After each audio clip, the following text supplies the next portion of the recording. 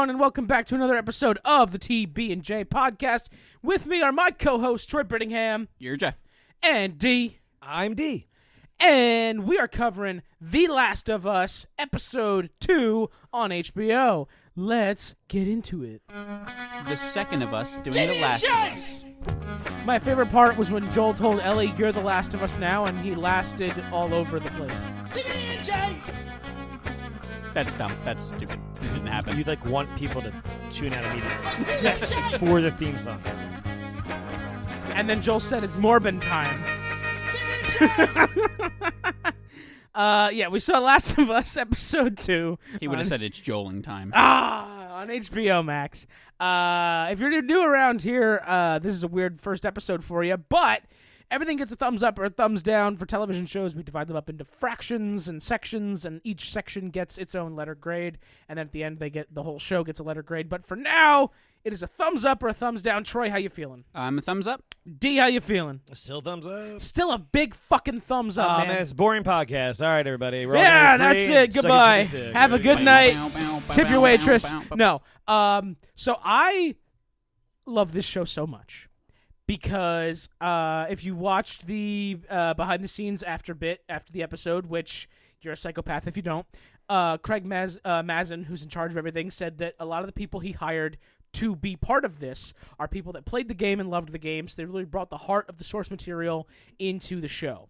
And that made me incredibly happy to hear, because having people around that give a fuck about the original shit and don't just say, well, that's stupid, I'm going to do it my own way. It's like, no, fuck you. Get out of here. Neil Druckmann created a masterpiece, and all you have to do is adapt it and make it good. And he's on the team. He is. He's also the executive producer. It's him and Craig Mazin heading up the whole thing.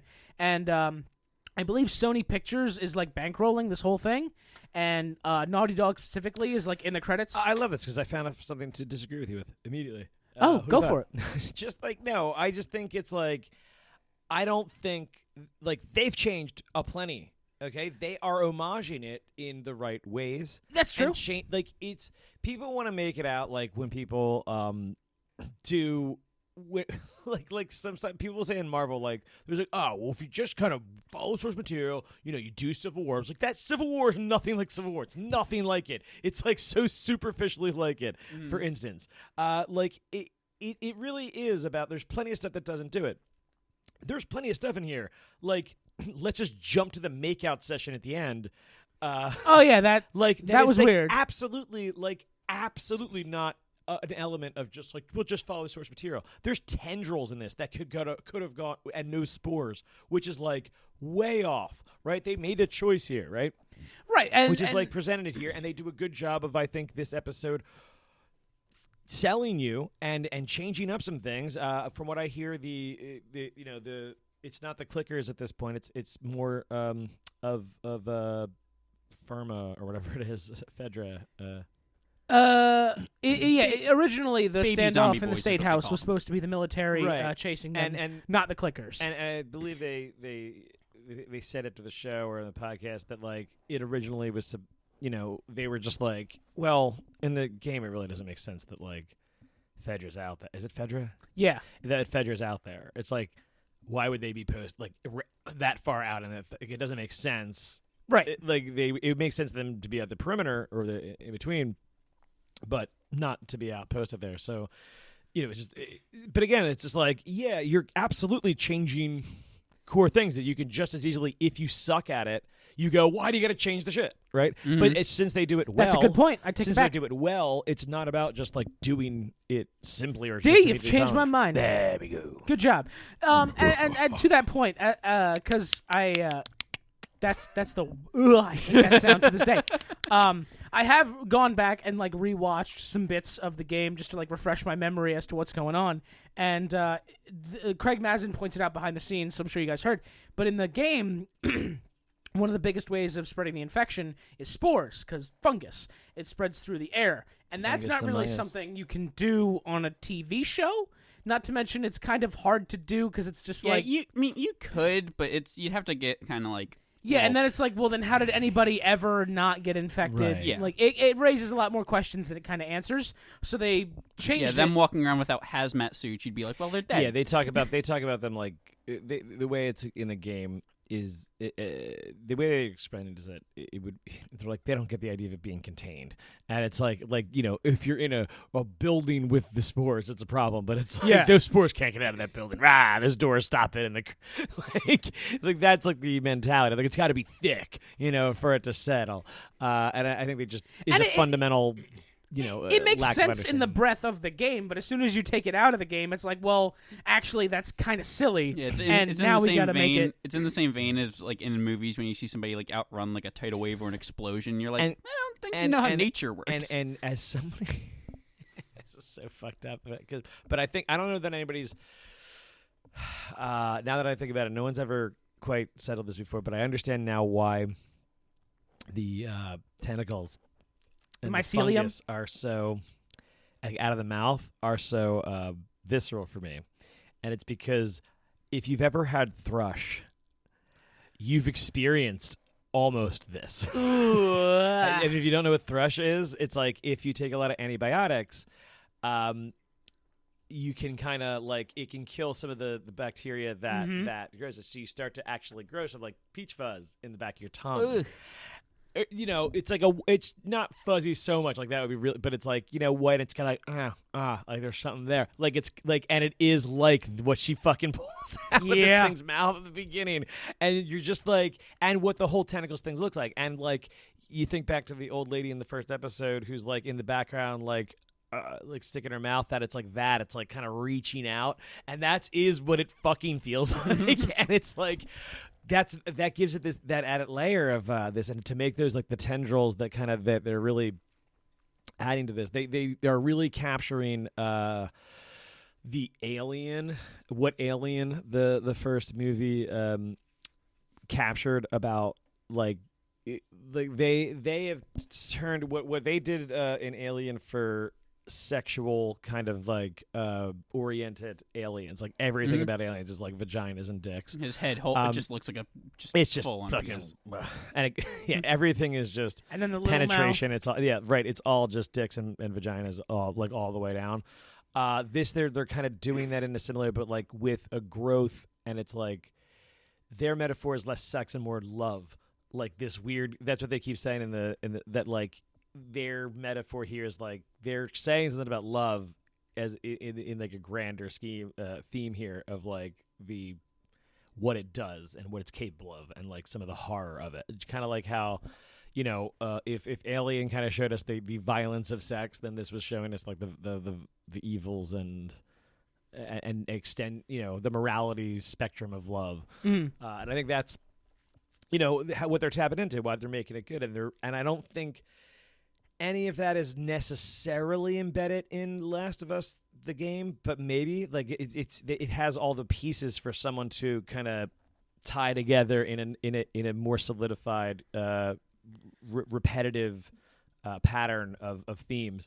So I don't think remember them doing much that. emphasis on that for the clickers, but definitely in the human characters. Yeah, it's really a matter of like when you start to build your story, you start to like look for things that make sense in the world, and I think one of the best testaments is like when you feel that the stuff that you're seeing, like the new stuff that they're adding, feels like it could exist or should exist in that world. Right, it's like a proxy added on metaphor for the characters that exist already. Yeah, and that's what it means when you get this good director and show creator who are.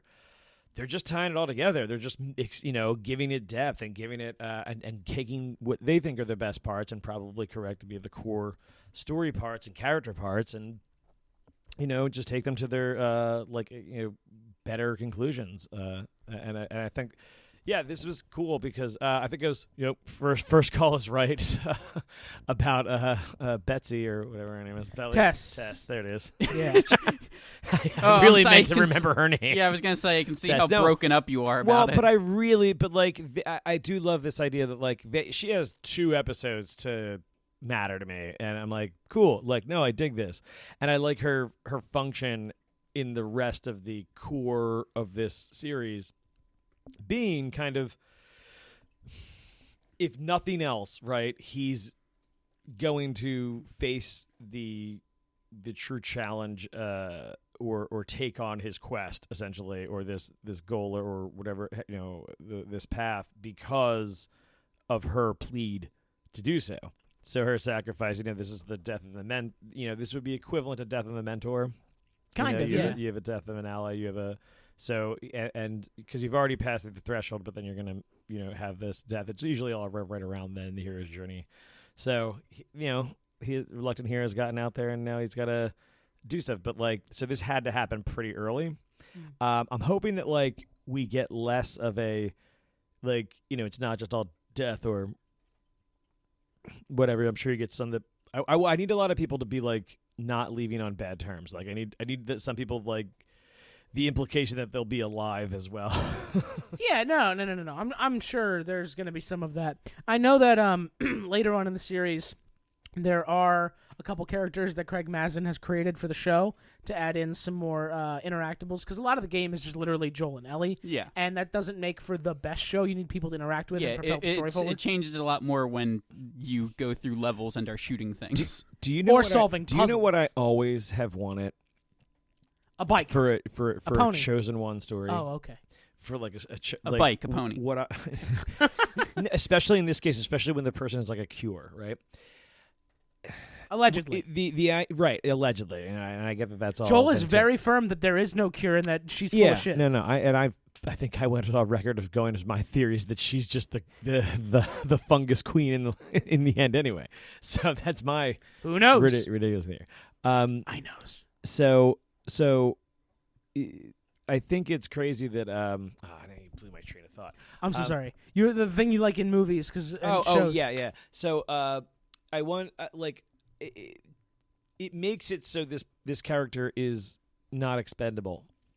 They have to see it. They have to survive to the end. Yeah. Right. These characters just like Pedro Pascal's other character escorting Grogu. Right. So I want there to be other characters in the story that, if necessary, could take over these roles and journeys. I want them to meet another person who is not so hypothetically the girl can die and that can be still his mission, to just get someone to get the cure. It's not about actually her, it's the cure. So it makes it I'm actually worried about her now. Right now, I'm just well, she fucking survives. She's in the last episode of the show, so if it's on the last episode, she's fine. If she dies next episode, the show is over. But if you add other elements that, and this is one of the benefits of Game of Thrones, is that there is no clear, who the fuck am I following? Especially once they start killing off motherfuckers. And, it's slaughter the whole House of Stark. Right now, I'm most worried about the fact that, these are our POV characters. And it's well, if you die, it's over. Yeah, I mean, that's a difficulty just from adapting a game in general. Yeah. Because, that's what's going to happen unless you're Halo. But you're going to stick with a character, and it's well, yeah, that's the main character of the game. Of Can course I? I really want to bring this up because it's kind of relevant. Can I give you guys spoilers for the second game? No. No, you sure? Yeah, I think I know the. the okay. spoiler. Then never mind. Never mind. I mean, I don't know what length of spoiler it is, but I lean on the side of no. Then absolutely not. It's kind of big for the ending of the first game and the beginning of the second game, so I don't know why I brought it up. Leave it alone. No worries. Anyway, guess we're way off in our thoughts. Anyway, let's get to some kind of recap here. I like the opening in this episode the openings have been probably my favorite part of both episodes now. They're really cool. I love how they just keep saying, in the beginning when the scientist is looking at all the stuff, and then she's done with her tea, and she's just what do we do? And she says, I bomb everything. There is no vaccine. There is no cure. Start bombing the city, and please take me home to my family so I can, hug them goodbye. She does a great job. There's no fucking end for this. We need to just kill everything that's infected. And then we get this fucking miracle child who's I can be bit, and I'm fine. And it's well... Are you the cure? What's going on here? I don't understand. And Joel's just there is no cure. Fuck you. Fuck all of this. I'm going home. And then Joel gets roped into this, and he very clearly does not want to be here. And I fucking love Joel's character so goddamn much. Pedro Pascal is so fucking good at his job, man. Fucking love Pedro Pascal. And Bella Ramsey, amazing as Ellie. She has a pretty good American accent for a Brit. Mm-hmm. I forget sometimes that she is British. and it's Yeah, pretty damn I think good. the most when that came out was in the first episode, and she makes a choice. Why won't you let me go? Like, or something like that. And I'm like, I think he came out more like with an Irish brogue there, but I don't know what. There was like it was a choice, and it definitely kind of added to the show's. Essentially, she's obviously a very good actress. She's young. Oh, fuck yeah. She's very astute, and I'm intrigued with where she'll go with this character. I'll be following her career with great cool. interest. Well, next thing she's in is Chicken Run 2. Not a joke. Wait, really? They're doing a Chicken Run 2? Yes, they are. That old movie I saw as a kid where the chickens gave the stunt guy because they think he can Don't fly. worry, they're not bringing back Mel Gibson. I don't Oh, know. good. Chicken Run. Chicken Run was about a bunch of chickens that were in a factory farm, and they wanted to get out because they knew they were going to be slaughtered. Was it a cartoon? It's a claymation. It was made by the guys who made Wallace and Gromit. Oh. Yeah, and they find that. they find like a chicken who has a poster of him flying, and he's like, I can teach you guys how to fly. And then they get the other half of the poster, and it's like, nope, you're just a stunt chicken who gets fired out of cannon. This is You're a more liar. information than we need to go into for Chicken Run. And I just knew that she was in it. It was. I remember loving that movie what as a the fuck's kid. wrong with I you? don't remember. Anyway, It's not bad. couple things I want to highlight from this episode in particular. Do you Really see- needed to get that information. do you and that see- just went out of your head. Here's what happened. Here's what No, fuck, Jesus Christ, no, oh God. No, here's what happened. You guys brought up a Chicken Run, which unlocked some core memories in my head. Jesus. And What the is that- ADHD part of my brain just had to tell you What guys is that everything. Band-Aid on your nose really for? Oh my gosh. It's to stop my brain Are leaking you in out. a Fight Club? Don't. you- I can't tell you if I am. Do you have a CT? Do you have a concussion? Yeah, all the football I play. But a couple of things I want to point out specifically from this episode. So Ellie has that bit where they're going into the hotel and they get in the water and she's like, I can't swim. That bit. Yeah, basically, she's like, I can't swim, and he's just like, are you serious? And just shows that it's clearly knee height. The laugh track, please. In the games, that happens a lot, and you have to solve a puzzle to make a bridge for Ellie because she can't swim. Like, that's an actual part of the game that I always found super annoying watching it through. And then they kind of pointed it out, and they were like, it's fucking knee high. Just So get is in. this? So is this like cathartic to you? Yes. I was like, fucking, yes, just walk through it, Ellie, you fucking useless piece of shit. And then another big thing was the ladder scene where they're walking across the ladder from the State House, and they have that little conversation where she says, jury's still out, but you can't deny that view. And the scene, that is exactly like shot for shot from the game. It's fucking perfect. And like the way they deliver it, the line, the scenery, it's all directly from the game, and it really made me like warm and fuzzy inside. I was like, "Aw, that's great, that's great." I really fucking enjoyed that moment. You really had a Leo moment there, didn't you? I don't understand what that The means. Leo meme.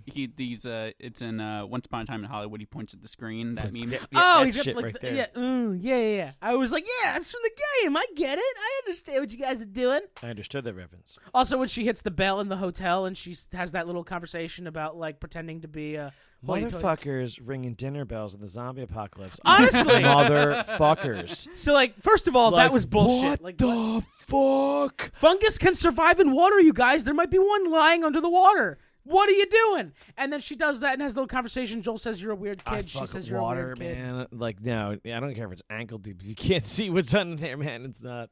Yeah, like, just I was, walk in there. No, Get the fuck I outta wasn't here. having that at all. I was like, Ugh. fucking fuck that and fuck Dude, you. I can't walk in like lakes and shit. Like, No, me neither. fuck you if I'm putting my feet in any kind of dark water in the Not to zombie mention- apocalypse. Like, Did you guys pack extra socks? Do.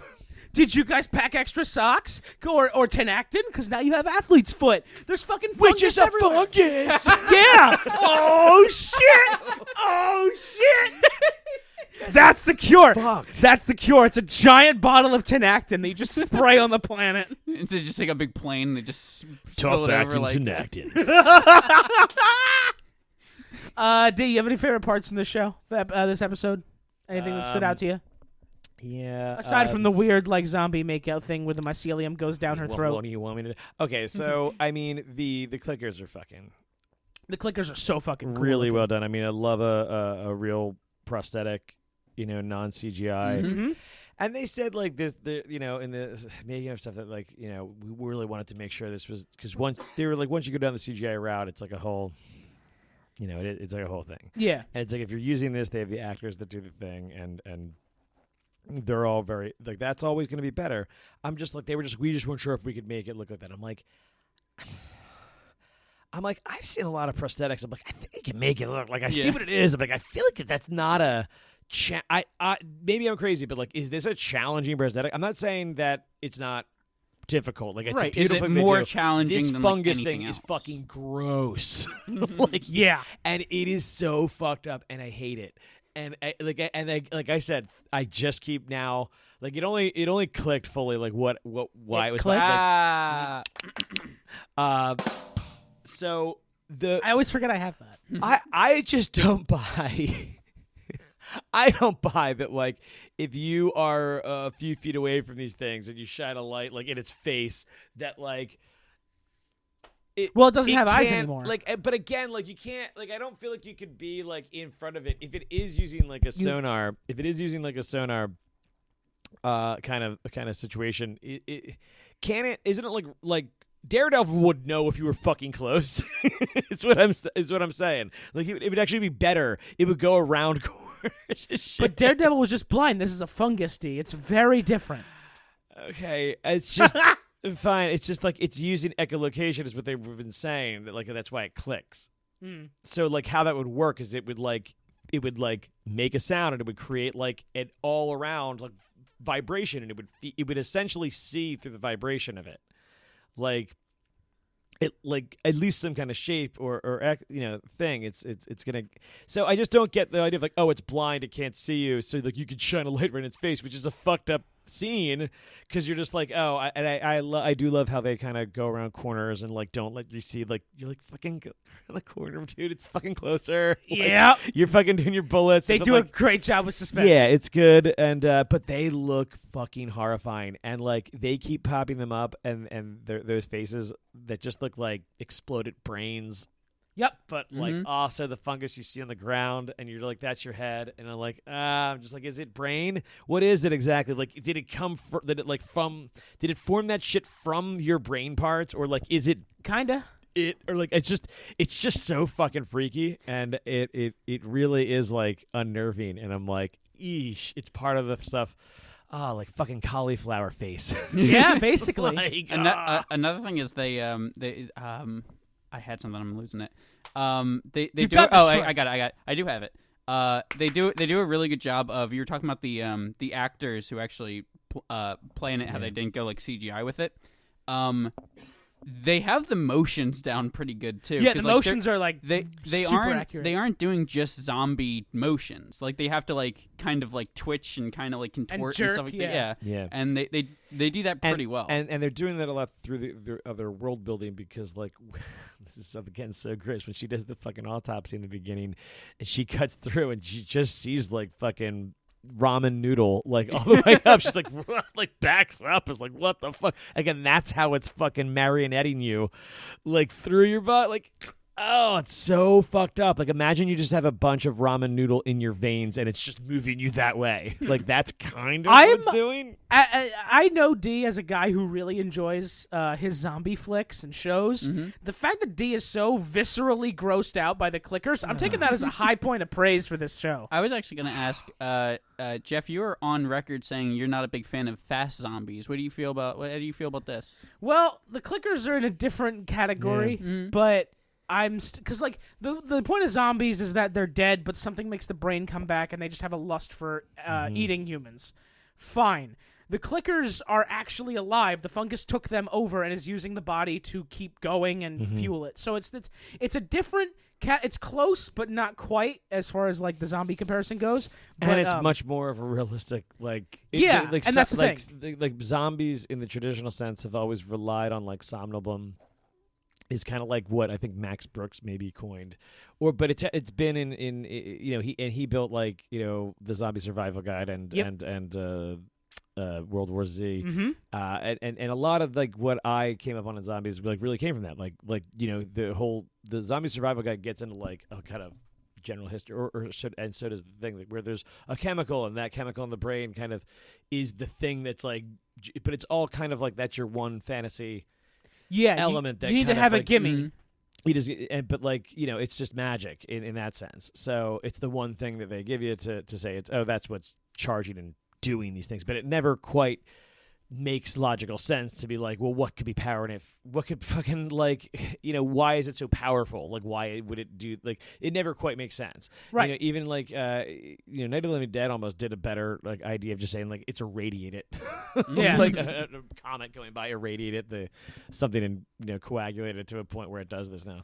But they it's always relied on that, but this is like in nature, and they tied it right to that idea. You brought up a really good point, though, with Max Brooks. I don't think he coined the phrase, but I've certainly heard it said a bunch in all sorts of zombie fantasy circles, where it's like, zombies stop making sense the moment you think about it, because like their food source is also their main way of transmitting the disease. Mm-hmm. So that makes it just like a very inefficient circle that's going to kill itself if you just like step back. And that's it. They will kill themselves. I've always wanted like a docu-series of and the zombies have taken over the planet. There's no more people. Now let's just watch. Go read World War Z by Max Brooks. It's on my bookshelf right now. I'm not kidding. Go read World War Z. But I've always wanted to see like this is what the next 2 weeks are like after there's no more human. I'm literally telling you, read World War Z. You'll love it. But the clickers change that, because it's not just like their food source is their spread. I mean, the bites will get to you, sure, but in the game it's the spores in the air, and in the show it's the what the fuck is it? I don't remember what they call it. The fungus all over. It begins with a C. I can't remember the name off the top of my head. But it's all over, and the fungus getting into you is actually what does it. And the fungus has other ways of getting to you, but primarily it's the clickers that are trying to give it to you. Spam mail, usually. Yeah, usually spam mail. It's like, hey, I'm a very rich in another country. Right. This car's extended warranty. Is that what you were doing when you were clicking over here? Like clickety click, like you're time hacking? You were just... Yeah, he was actually... the virus? Yes, that's exactly what I was doing. That's a virus on a computer virus. If you don't clear out... If you don't, install an antivirus, they turn you into a zombie. Well, I should click that update then. Yeah. Click all updates. Oh, okay. Every update that comes up on your computer, would they just pop click 'em. up on websites? Yep. Click them before you read them. Okay. There's probably not enough time to read All right, them. yeah. No, I thought so. It makes a lot of them, though. Like, and it bounces around my screen The a more, lot. the better. Yeah, you want more of them. All right, download all of them. If there's more pop-ups, the viruses can't get through. Okay. Oh, good. It's And like I said, don't read them. Shield. It's like, I get it. Exactly. Don't read them. Not enough time. Not enough time. I thought I won at Solitaire. It was like that. Mm-hmm. It just kept like spreading them. Like, it filled up my screen. I mean, it's kind of like winning like solid. Is it like a shield? Kind of, yeah. Because then they and can't, it also see, gives they can't you, see through your monitor at that point. It also gives you boner okay. pills that grow your boner another like 8 inches and makes you last for like 6 days. Yeah, you'll be virus free and you'll have a big dick. Yeah, that's how those pills work. Well, sign me up. Fuck. So I really love the clickers as opposed to zombies. I still love zombies, man. Mm-hmm. I've always loved zombies since I was a kid. Walking Dead was a big guilty pleasure of mine until it got so bad I stopped. Do you have a better zombie than clickers? Not off the top. Clickers do it really well because Mm-hmm. they introduce another form of infection aside from just getting bit. But runner-up might be Left 4 Dead, but beyond that, I couldn't tell you. Sure, but those are zombies, except for like the special ones. Yeah. And Romero zombies are always like king of the zombie world, of course. But like, because slow zombies better than fast zombies. I mean, the obvious other choice is like Rage Virus because they kind of give that a good basis, but and they're the first kind of big fast zombie that did a great job with that. But honestly, my favorite zombie movie of all time is kind of what I liked with the kind of how they did the zombies was Zack Snyder's Night of the Living Dead? No, Dawn of the Dead. Or Dawn of the Dead, excuse me. His remake, like that was where, I mean, that opening is so good, and those zombies are so good, and just the way that it doesn't make sense in a kind of how fast it's spread type of way. I feel like the chaos was made like, it's just, but it was they were so violent, they did such a good job of like, they jumped on top of you and ripped your neck out before you could ever think, and you are just done at that point, and they are eating you, and then you're turning. And what always threw me was like people that like, how many people turn as opposed to get eaten? Mm-hmm. And it always felt like to me, like, especially once it began, like, it seemed like they would be eating someone, and then, like, people would come upon them and be like, what are you doing? And they would just start running to them, which I guess makes sense. Then that person gets up and is a zombie because they're not eating enough to not be revived. Like, but, like, you know, it never, like, it felt like they would just keep eating the one here. Yeah. I never understood the, like, well, fresh meat, like, how... Because it feels like they would also just keep eating them, but, like, how fast do they turn? Usually, I think, like, you could eat a lot of the person if you were eating them. Maybe not. I don't know. Maybe. I don't know. It's just, zombies don't make sense after a while if you're just eating flesh. So, you know, those are parts where, you know, zombies in any sense, like, lose. I just thought they were, like, vicious. And, like, so many of them were, like, only... recently zombies, so there wasn't like that decrepit kind of zombie effect that never happens in Dawn of the Dead. It's always just this like recently dead dude. It's funny you mentioned that. I was going to bring this up. They're like very intact and like capable and like running at you. They're just a psychopath, and that's Did you try? yeah. And Thanks, Siri. The rage virus does that. But I love that you brought up old zombies, because in the game and in the show, seemingly, they do it very, very differently. So as the fungus is in the host for a longer period of time, it keeps growing and reinforcing itself. So in the game, they're called bloaters, but like the old 10-plus-year-old zombies are actually like incredibly powerful, because they just have like basically a shield of like super thick fungus, so they're very hard to kill. Yeah. And they just fucking wreck your shit. And Ellie mentions it in the show briefly when they're walking through, and she's like, the rumors about the zombies that are like big and can shoot spores at you that like blow up in your face, that's not real, right? And that's the bloaters from the game. And then they kind of look at each other and don't say whether they're real or not. I thought we probably won't see them. I did not get the impression that they were talking about bloaters in that case. I thought they were distinctly talking about the spores and that, and like what they were referencing was like, oh, I heard there's ones that like can, you know, I heard they like shoot spores and like spread through that. And they're like, not what I've heard. They're like, geez, I hope not. And they're like that was all it was. It wasn't referencing the bloaters that may have had that effect in the thing. It was just literally saying that like, no, they spread through spores. It wasn't saying like they get so big and they do this and it wasn't like that. I love that you brought that up, because we have two very different viewpoints on this, because I've seen an entire game's worth of this shit, and you've coming into this with a fresh set of eyes. Yeah, I just think they didn't reference them being that. They just said, oh, they have spores. Like they spread by that. But now that I've mentioned it, you want to see those bloaters, I don't knew you? about like Big Boy or whatever thing they talk about. You know, and I saw like, you know, that's in some of the big promo images of just like, you know, basically it has the clicker head all over its body, and it's just like basically an armor. And yeah, I'm sure that's going to be fucking horrifying.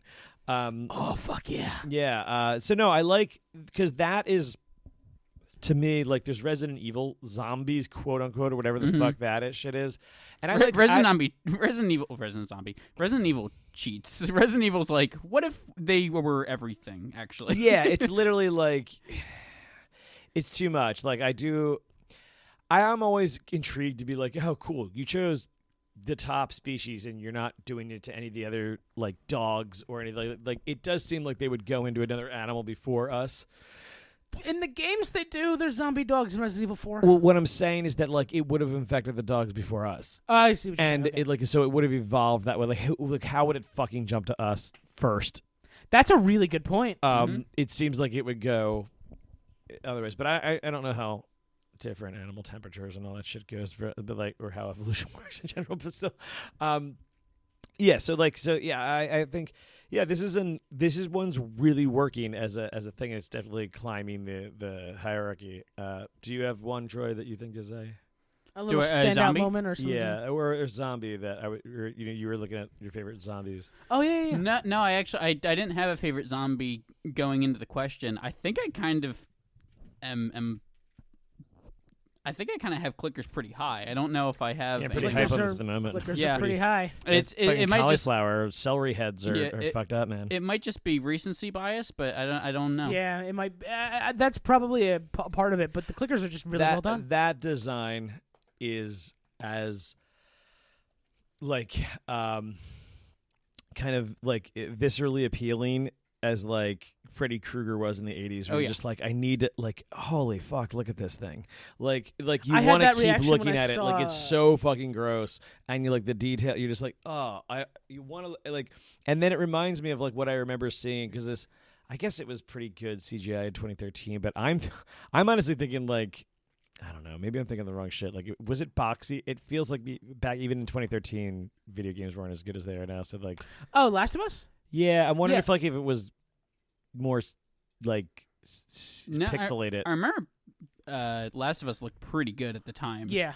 Okay. And they've since done like a remaster where they completely like spec'd it up to like 4K and shit like that. That's the other thing. Is like I wonder if I can see what it looked like originally.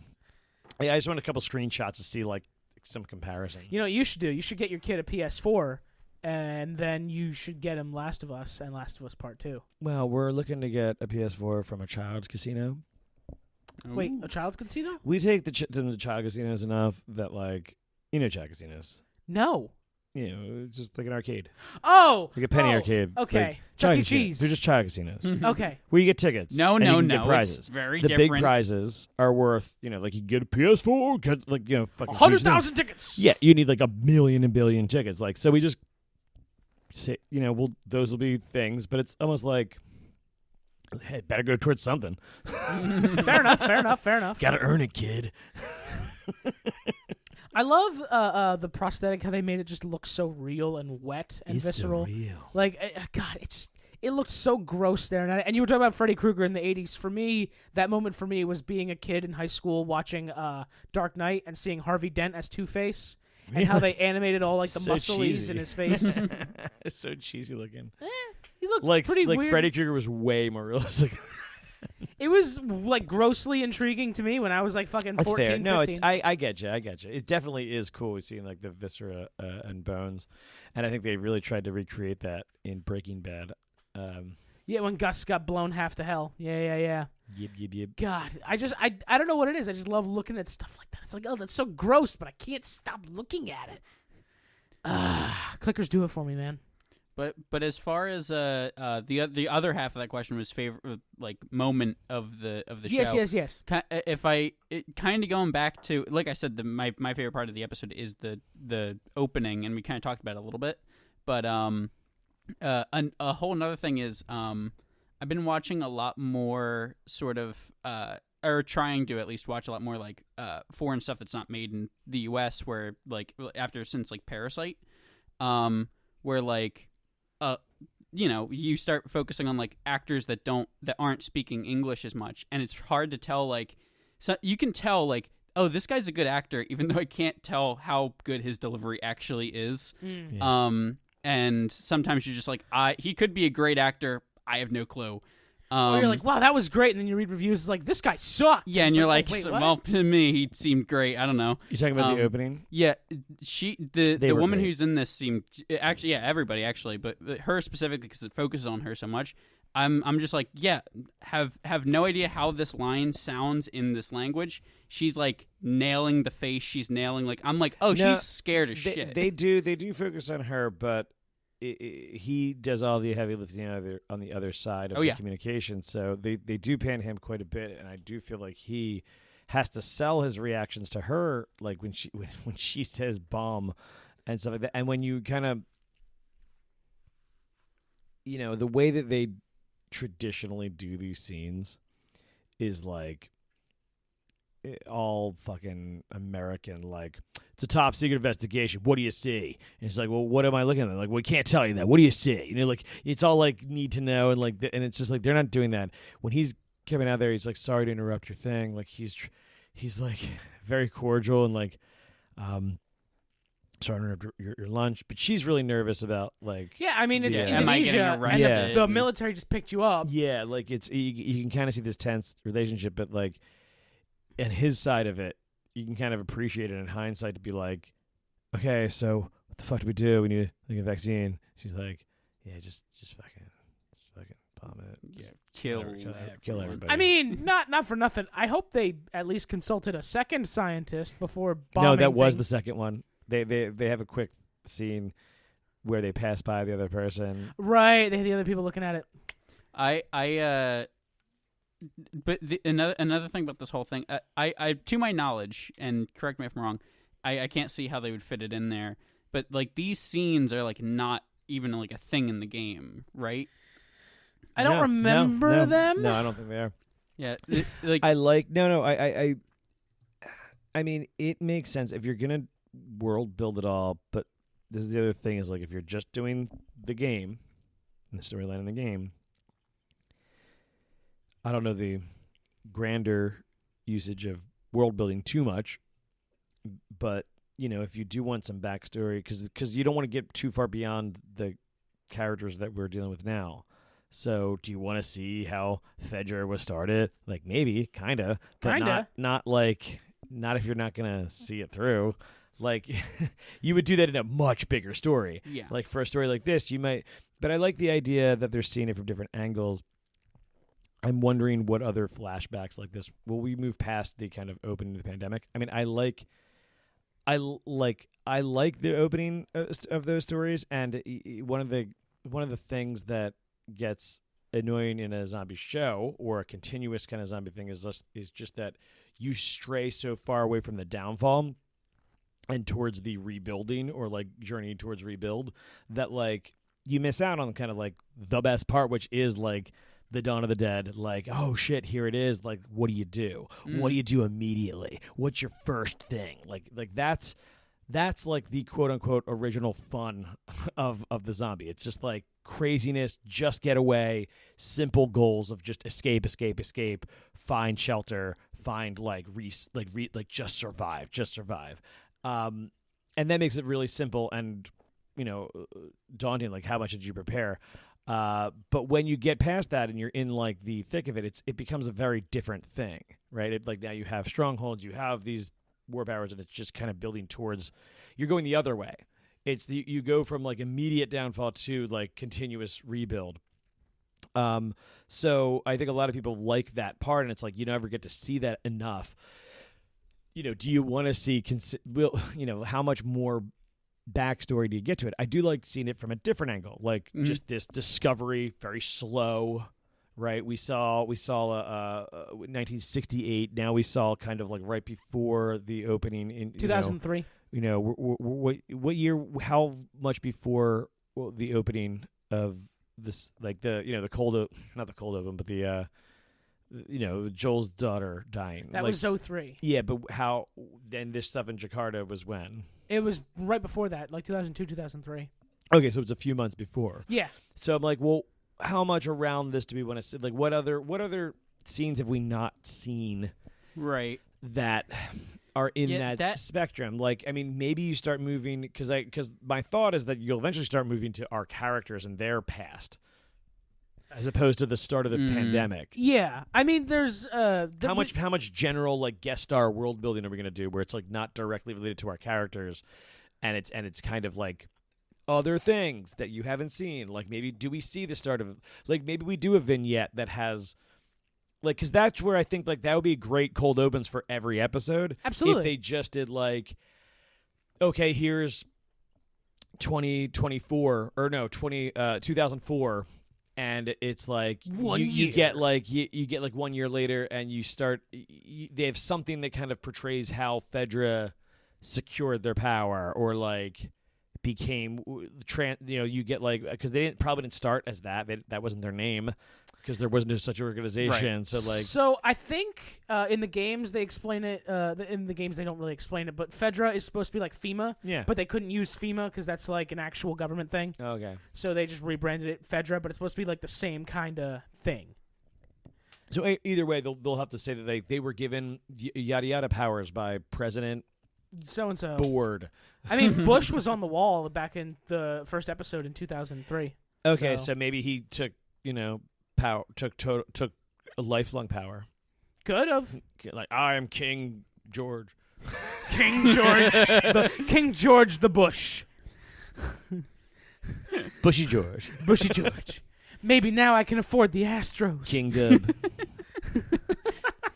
King Dubstep. You're talking about flashbacks. I know we've got at least one more coming, but it's Ellie talking about. Does it star the Flash? No.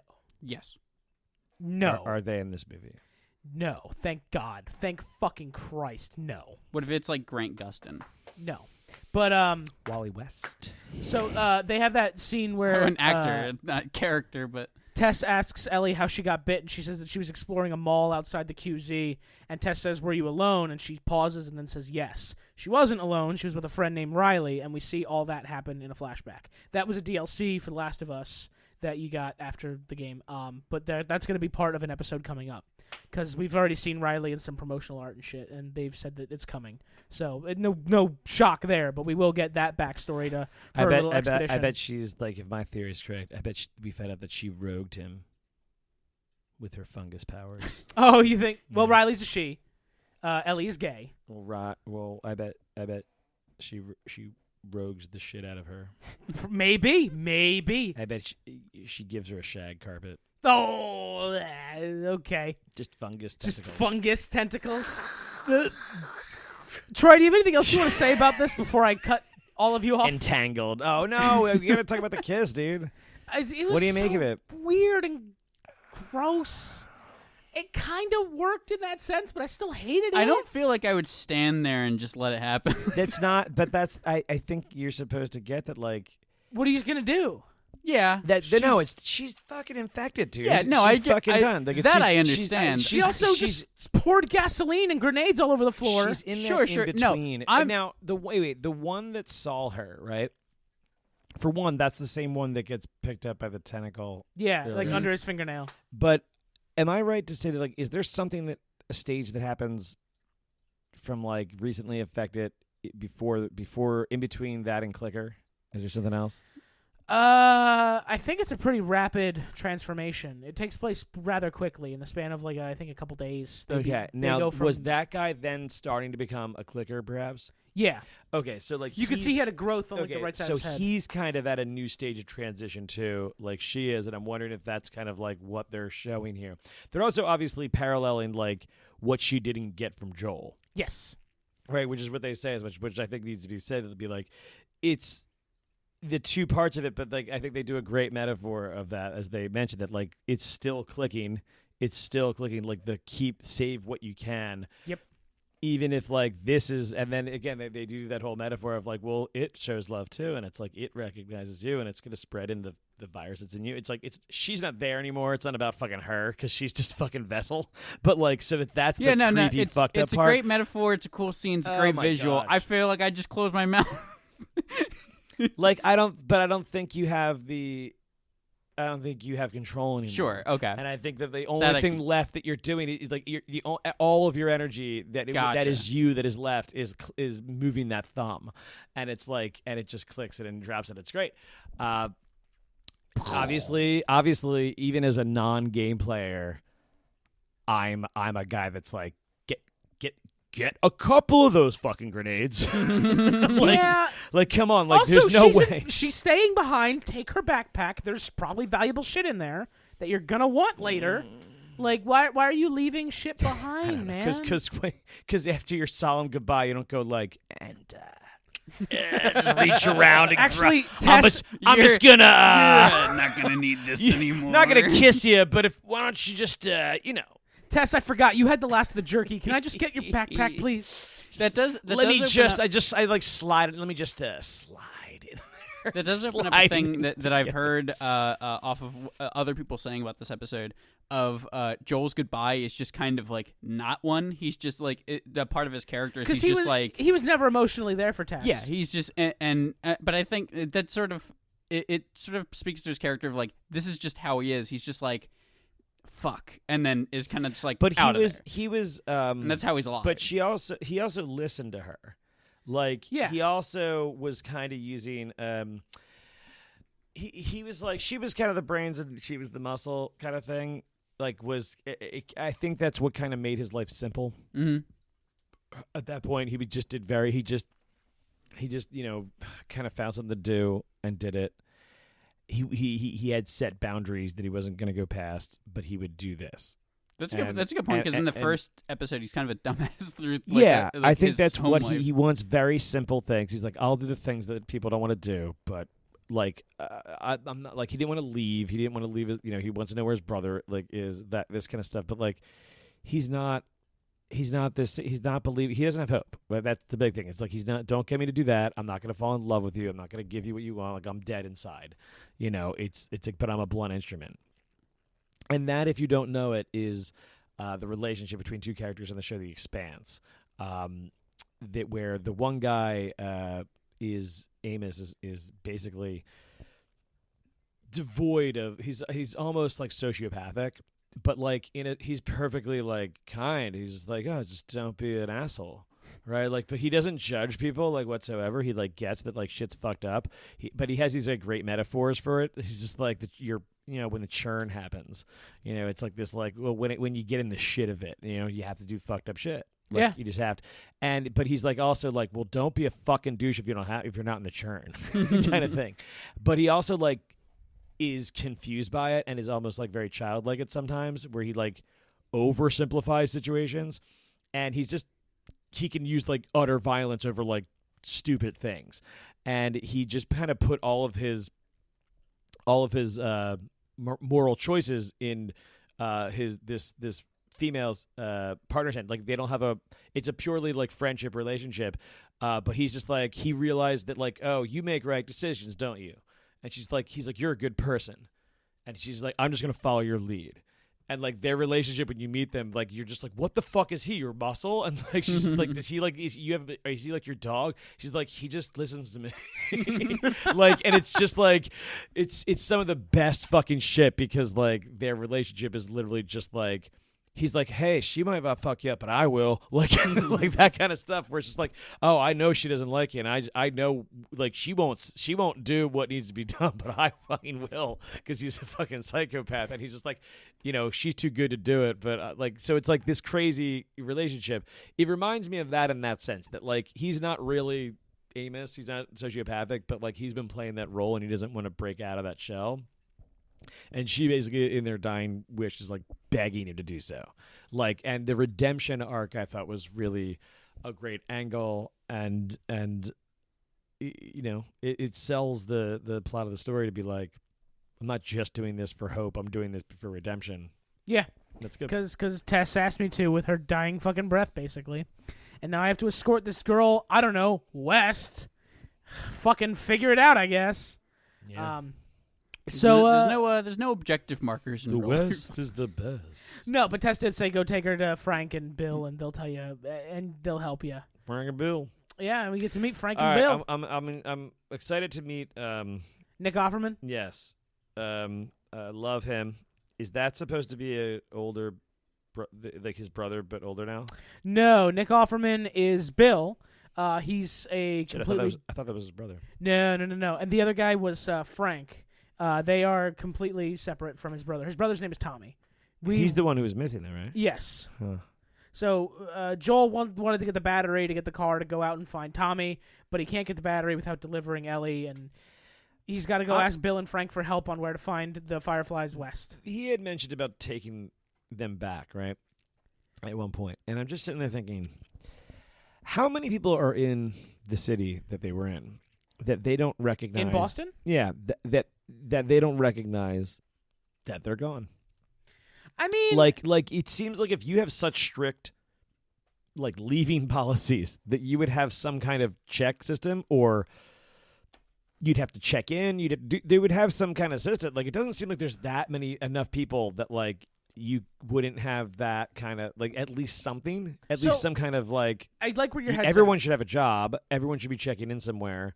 I like where your head's at. So they did kind of sneak out in the middle of the night, and I mean, once you get past a certain point, how are they gonna go get you without putting themselves in danger? Right, but so that's my question. Of, like, this is my thought was was he always just planning to like outcast himself? Right? Can he go? There was no go. Like, I understand. Like, and then that's why I didn't understand their job. What they're like, obviously they've spent time in the outer perimeter, but like I always figured like it would be some kind of run or some kind of like meet up with people that are out there and then just run back. Like, it's not like you stay out there for like any type of extended period of time where like you might be out there 8 hours and like you got to beat the sun because there's going to be a check-in or some shit. Like, you can't just be gone for months and be like, Gus snuck back in. Like, and there's suspiciously a dead body on the outer perimeter with yeah, a uniform on. you gotta be. My guess is that Joel was just thinking about, I need to find my brother, and didn't think about the end of that. No, I just think they're clearly wanted people. Like, I think, for sure. So there is no going back. Like, that was never an option. That's why I'm so confused. Like, that they didn't kind of imply that. Like, they were talking about her, like saying, "Oh, we'll take him back." It's like, "Oh, then they're going to see that she's infected and put a bullet in her." And he's like, "Better them than us," which I get. Like, I'm not like, listen, like, he's still thinking that she's going to turn at any given point and do that. So, like, I get that, like, he doesn't want to put her down. Like, and he's like, "Better they put her down than me." He's like, "But but it didn't." It didn't seem like they were saying, like, "Hey, let's bring her back and drop her off, and then we'll leave." It seemed more like he was saying, "We'll go back." Or was he just saying, "I'll take him back, drop her off there, and then I don't know. it? That's where I'm just like, I don't know. But either way, very excited for more world building to happen. I'm very excited for the next episode because I believe the next episode is where we start deviating in a large way from the games. Because in the games, Frank is dead, and he's very much alive and well when we see him in episode 3 in the preview. So I don't know what Craig Mazin has up his sleeve, but what do you mean he's dead? Dead. I mean, when you find Frank in the game, he's literally just a corpse, and then Bill's just like, "Oh yeah, that's Frank." Well, he won't last long in this episode then. He very well might. We don't know. He's differentiating. From I love that every single episode is going to turn into decalling who dies every time. Yeah, it's like, "Oh, that guy's definitely gonna fucking die." Yep. Nuts. Fucking sucker. Can you just pull up the cast real quick and just give a quick, like, dead, live, dead? I pulled up the cast, and one of them is Lamar Johnson as Henry. I read that too fast and read Lamar Jackson, and I was like, the Ravens quarterback has a guest role on The Last of Us? Nobody fucking cares. Let's end the podcast. That's a great idea. Forever. Thank you, Troy, for being here. Thank you, Dee, for being here. I am Jeff. You're welcome. That's been the podcast. Thanks for podcasting with us. If you liked what you heard, please like and subscribe and listen to next week's episode and all the good stuff. Hey, listen. And the next we're kind of like your friends. Yeah, kind of. It's like we watched the show together and then we talked about it. Yeah. So you can actually participate. What did you wait? Hold like on. And subscribe. Hold on. What did you think about it? Now listen. Oh, that's interesting. Oh, that's a good point, listener. You know, I never thought of it like that, but that's a really good... I like where your head's at.